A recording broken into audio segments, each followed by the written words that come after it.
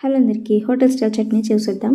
దీనికోసం ముందుగా 1 కప్పు పలుకులు, 1/2 కప్పు పుట్నాల పప్పు వేసుకొని పప్పులు మునిగేంత వరకు వేడి నీళ్ళు పోసుకొని మూత పెట్టుకొని ఒక 10 నిమిషాలు పక్కన పెట్టుకోవాలి. ఇప్పుడు 7 పచ్చిమిర్చిని తీసుకొని చిన్న చిన్న ముక్కలుగా కట్ చేసుకొని పక్కన పెట్టుకోవాలి. ఇప్పుడు 2 ఇంచుల వరకు కొబ్బరి ముక్కను తీసుకొని వెనకాల ఇలా బ్రౌన్ పార్ట్ తీసుకొని చిన్న చిన్న ముక్కలు కట్ చేసి పక్కన పెట్టుకోవాలి. స్టవ్ ఆన్ చేసుకొని ప్యాన్ పెట్టుకొని ఆయిల్ వేసుకొని 1/2 టీ స్పూన్ జీలకర్ర, పచ్చిమిర్చి, కరివేపాకు వేసుకొని ఫ్రై చేసుకొని పక్కన పెట్టుకోవాలి. ఇప్పుడు ఒక మిక్సీ జార్ తీసుకొని పెట్టుకున్న పప్పులు, 2 వెల్లుల్లి రెబ్బలు, కొబ్బరి తురుము, అలాగే కొత్తిమీర, ఫ్రై చేసి పెట్టుకున్న పోపును వేసుకొని రుచికి సరిపడా సాల్ట్ వేసుకొని మూత పెట్టుకొని కొద్దిగా నీళ్ళు వేసుకొని ఈ కన్సిస్టెన్సీ వచ్చేలాగా గ్రైండ్ చేసుకోవాలి.